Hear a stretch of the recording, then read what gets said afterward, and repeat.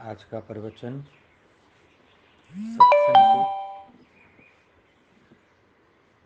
मैं ये कहा करता हूँ कि ये एक ऐसा बीज है, यदि पत्थर में भी फेंका जाएगा तो वहाँ भी वृक्ष खड़ा हो जाएगा।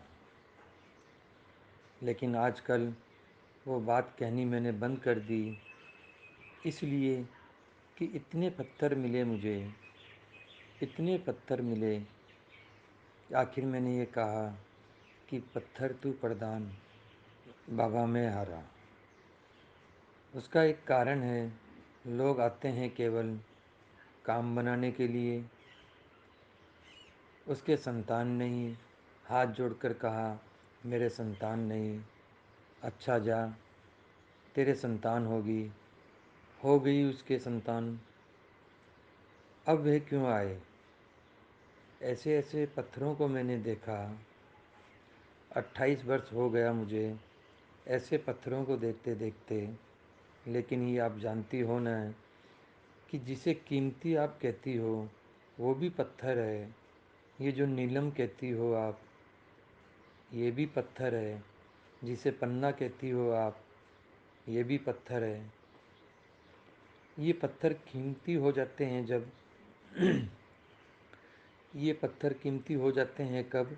जब भाव से, आनंद से इनके मुख से भगवान का नाम निकलता है। ये वाणी किस काम की, यदि हम प्रेम से अपने श्याम को याद नहीं कर पाएँ। अपने प्रेमी के सम्मुख हम 2 क्षण खड़े होकर ये कह नहीं सकें, तू है मेरा उद्धार करता। इस दुनिया को देखूं कि तुझे देखूं, तेरे प्यार को देखूं, तेरी दया को देखूं, तेरे भाव को देखूं। मैं किसे देखूं? तू कुछ ऐसी कृपा कर कि मैं कहीं भी क्यों न बैठा हूं, हमेशा ही तेरा चेहरा, हमेशा ही तेरा रूप मेरी आंखों के सामने हो। एक वाणी लिखी है, सूखी रोटियां मंजूर। यदि मुझे तू सूखी रोटी भी देगा तो भी तेरे पैर नहीं छोड़ूंगा। तू भगवान है तो मैं भी इंसान हूँ, और अगर मैं इंसान हूँ तो तुझे प्रकाश में लाकर ही छोड़ूंगा। दुनिया जान जाएगी कि सत्संग में कितनी बड़ी शक्ति है। मनुष्य का जीवन कितना बदलता है। एक पत्थर की तरह पड़ा हुआ जो जीवन है वह कैसे महान हो सकता है, केवल इस सत्संग से।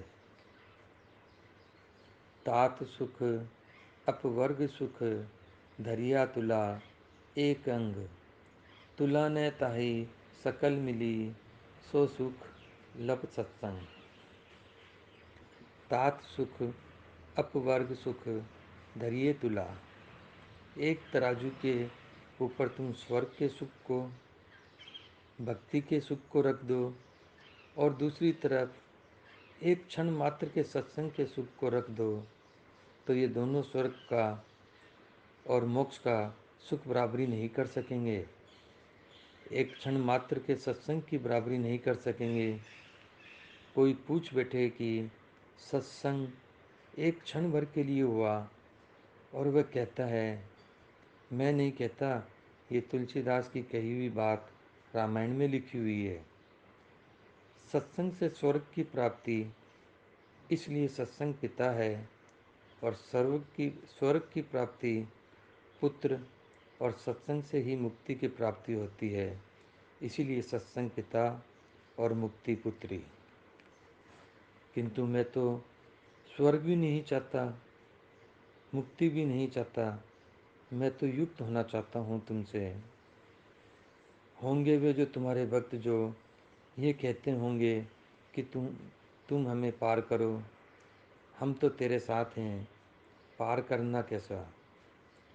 जो तुमसे दूर होंगे वो कहेंगे कि मुझे पार कर, हम तो तुम्हारे समीप। तुम जब हमारे समीप, तो ये पार करने का प्रश्न आया कहाँ से? ये तो मनुष्य की मानसिक कमजोरी है।